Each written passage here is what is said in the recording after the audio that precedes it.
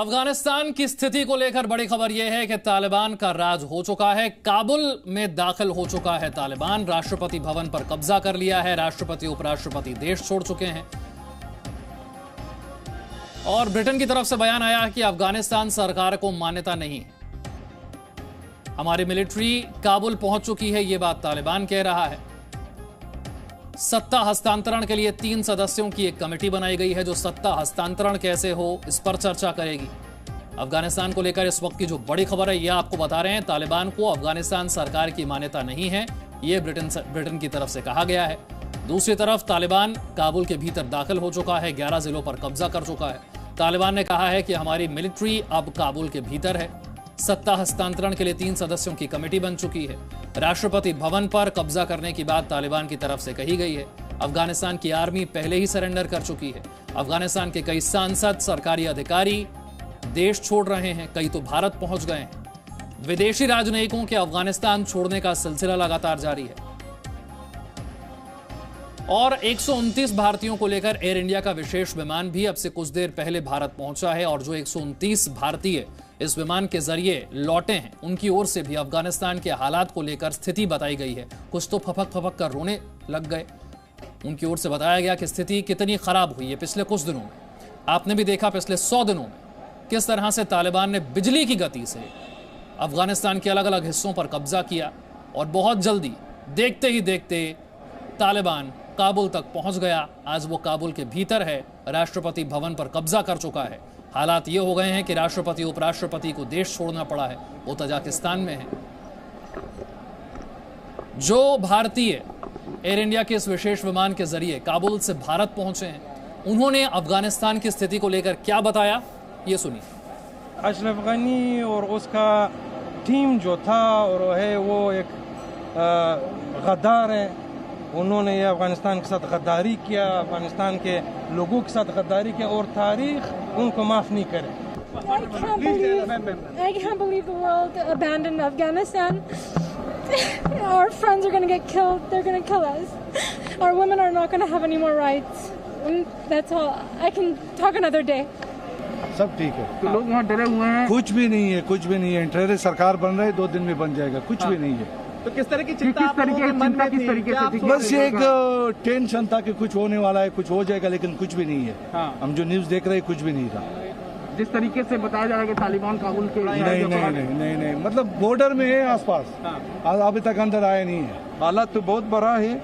उधर सारा तालिबान अफगानिस्तान को इश्गाल कर लिया, ले लिया, बस दूसरा बात नहीं है। हम लकी टाइम उधर एयरपोर्ट पहुंच गया, हम उधर से फ्लाइट कर लिया, इधर कुछ काम के लिए आ गया, वरना सारा काबुल इश्गाल हो। जैसा कि हमने आपको बताया, अफगानिस्तान के राष्ट्रपति उपराष्ट्रपति देश छोड़ चुके हैं। अशरफ गनी देश छोड़ चुके हैं, लेकिन उनके जो वरिष्ठ सलाहकार हैं उनसे हमने बात की, उनसे समझने की कोशिश की कि इस वक्त अफगानिस्तान में स्थिति है क्या, तालिबान कहां तक पहुंच चुका है, सत्ता हस्तांतरण को लेकर जो बातें चल रही हैं उसकी सच्चाई क्या है, वहां के लोगों के लिए अब कितना बड़ा खतरा है, तालिबान क्या करने जा रहा है। सुनिए अशरफ गनी के सलाहकार की जुबानी।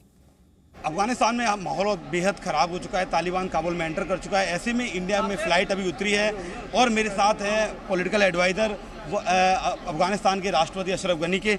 सर, क्या हालात हैं वहाँ के, किस तरीके से तालिबान काबुल में एंटर कर चुका है? काबुल में जो सारा अफगानिस्तान में जो तालिबान एंटर हो गया, तो ये किसी को भी पता नहीं थी कि इतना जल्दी से 1 महीने में वो सारा 34 प्रोविंस वो कैप्चर हो जाएगा। हम भी सडनली ये काम हो गया, हमको भी पता नहीं था। तो आज विदाउट एयरपोर्ट सारा अफगानिस्तान तालिबान के हाथ में आ गया। सर, मीडिया रिपोर्ट्स के अनुसार राष्ट्रपति और NSA देश छोड़ चुके हैं। नहीं, जब हम 5 बजे इवनिंग का फ्लाइट था हमारा, उसी वक्त प्रेसिडेंट हाउस में था, वो नहीं निकला था। तो अभी हमको पता नहीं कि वो निकला है या नहीं। लेकिन क्या काबुल में या पूरे अफगानिस्तान में इंडियन सेफ हैं, क्या उनके हालात हैं? इंडियन बेस है, सारे मुल्क का जो लोग है वो सारा अभी तक सेव है। उसके बाद क्या होगा वो अल्लाह को पता है। अंतिम सवाल रहेगा मेरा, जो वीडियोज आ रहे हैं उनमें दिखाया जा रहा है कि पूरे काबुल में भयावह हालात हैं, लोग सड़कों पर हैं। क्या हालात हैं रियल टाइम? जब आप एयरपोर्ट पे आए थे तो क्या कंडीशन थी? हमने जो मालूमात लिया है वो सारा चोर, ये दूसरा लोग जो है वो काबुल में घुस गया है तालिबान के नाम पे, लेकिन तालिबान की तरफ से हमने कुछ भी नहीं देखा है कि उसने चोरी किया होगा या हालात बिगड़ हो गया, तो ये नहीं हुआ। महिलाएं और बच्चों को लेकर विशेष बात चल रही है, क्या विमेंस और चिल्ड्रन वहाँ सेफ है? इसी दफ़ा जो तालिबान आया हुआ है उसने वादा भी किया, हमने भी देखा है। इंशाल्लाह औरतों को और दूसरे लोगों को कोई तकलीफ नहीं होगा, वायलेंस नहीं होगा इंशाल्लाह। तो ये थे हमारे साथ अफगानिस्तान से आए हुए यात्री, ये पॉलिटिकल एडवाइज़र हैं वहाँ के राष्ट्रपति के, बता रहे हैं कि वहाँ कंडीशन ख़राब हो गई थी, इसलिए ये लोग इंडिया आ गए। एक हफ्ता ये रुकेंगे, चूँकि जिस तरीके का माहौल है इसमें ये देखना चाहते थे यहाँ से कि क्या होता है। और इनका साफ तौर पर कहना है कि बच्चे और महिलाएं अभी तक सेफ हैं, क्योंकि तालिबान ने ऐसा कुछ नहीं किया है जिससे ये कहा जाए कि इंडियंस हों। चूँकि जितने भी अंतर्राष्ट्रीय लोग हैं वहाँ पर, या कह सकते हैं इंडियन फॉरेनर्स हैं, उनको तालिबान टारगेट नहीं कर रहा है। जी के लिए शिवम प्रताप सिंह, दिल्ली। रोविंदर सचदेव और जेके त्रिपाठी मेरे साथ जुड़े हुए हैं। रोविंदर, कुछ देर पहले हमने आपको अमेरिका का बयान सुनाया, ब्लिंकन ने कहा कि किस तरीके से अब वहां पर स्थिति होनी चाहिए, अब अफगानी लोगों के हाथ में है कि उनका भविष्य क्या होगा। ब्रिटेन की तरफ से बयान आया है कि तालिबान को अफगानिस्तान सरकार के तौर पर मान्यता नहीं है, Taliban should not be recognised as Afghan government. दुनिया क्या कहती है, अब दुनिया क्या करती है, यह बहुत अहम होने जा रहा है। ब्रिटेन के इस बयान को आप कैसे समझाएंगे? एब्सोल्युटली विशाल जी, आप बहुत सही बात कह रहे हैं। दुनिया क्या समझती है, दुनिया क्या करती है, उसका इम्पैक्ट। परंतु मैं ये कहूंगा, ब्रिटेन का जो ये स्टेटमेंट है, ठीक है, ये तो भूल भुलैया है। आप रिकॉग्निशन नहीं देंगे तालिबान सरकार को, ठीक है, मत दो।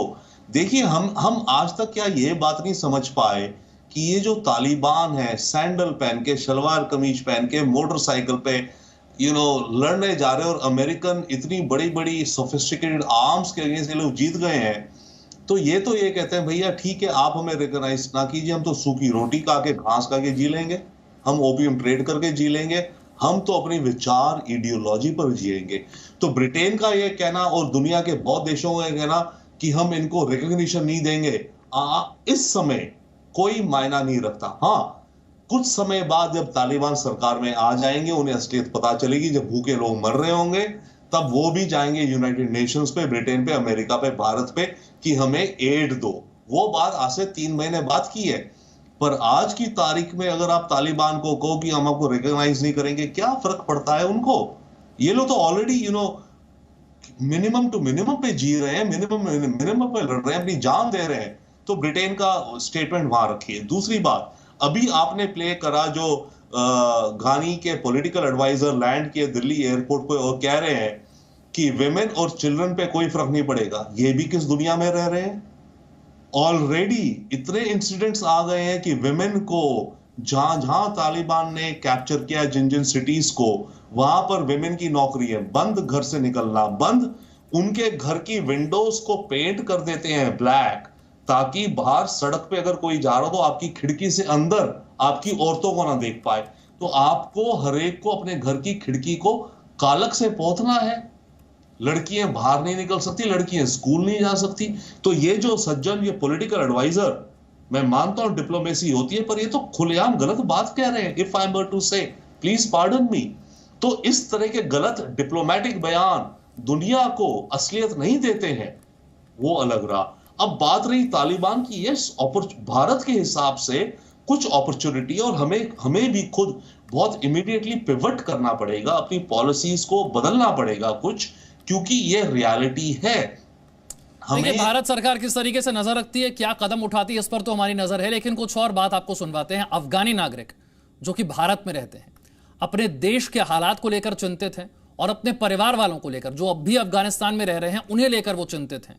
वो अफगानी नागरिक जो भारत में इस वक्त रह रहे हैं, उनका स्थिति पर क्या कहना है, ये आपको सुनवाते हैं।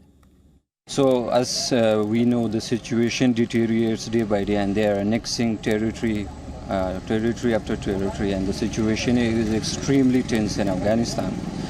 Basically, my scenario is like my visa is going to expire by September, the next month, mid of September.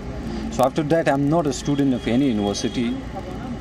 So the difficulty I face that once my visa is expired, I have to leave India, because with the expired visa I cannot live here, because I cannot go back.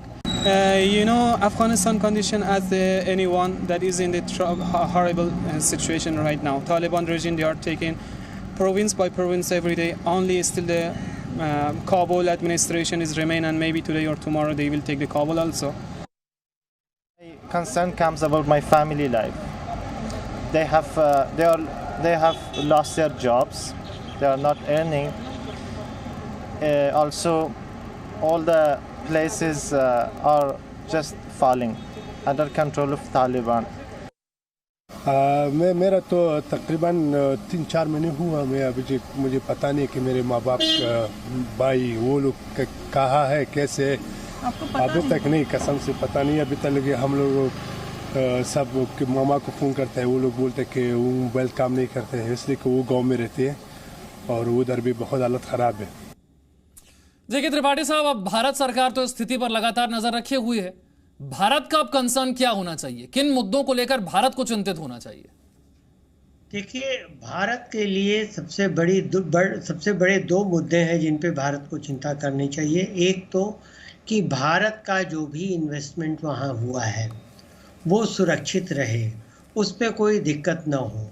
हालांकि एक चीज़ ये भी है कि जो भी investment हुआ है वो इन्वेस्टमेंट वहाँ के इंफ्रास्ट्रक्चर को बढ़ाने के लिए ज़्यादा हुआ है, और उसके लिए तालिबान ने कहा भी है कि भारत के इंफ्रास्ट्रक्चर को, भारत द्वारा बनाए गए इंफ्रास्ट्रक्चर को हम हाथ नहीं लगाएंगे, क्योंकि वो अफ़गानियों के भले के लिए है। लेकिन तालिबान अपनी बात कितनी कहता है और कितनी करता है, इसमें भी फ़र्क है।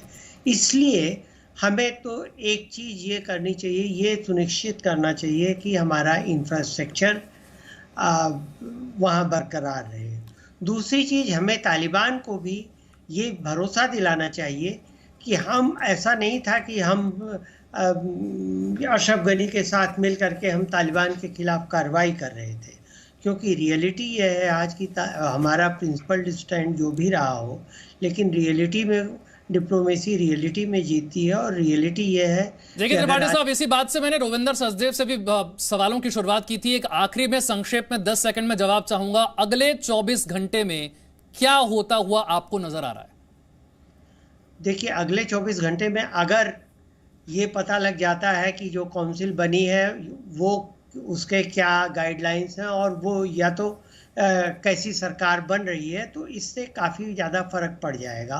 और दूसरी चीज़, अगली 24 घंटे में ये भी देखा जाएगा कि अभी जैसे ब्रिटेन ने कहा है कि रिकॉग्निशन नहीं करेंगे, क्या और भी कुछ। ठीक है, ये 2 बड़ी बातें, इन पर अगले 24 घंटे में नजर रहेगी। बहुत बहुत शुक्रिया जेके त्रिपाठी साहब, रोविंदर सचदेव साहब हमारे साथ जुड़ने के लिए, अफगानिस्तान की स्थिति को इतने बेहतर तरीके से हमारे दर्शकों को समझाने के लिए। अफगानिस्तान की स्थिति पर हमारी नजर है, हर अपडेट लगातार आप तक पहुंचाते रहेंगे। Presenting B News app available on Google Play and App Store. Download it now.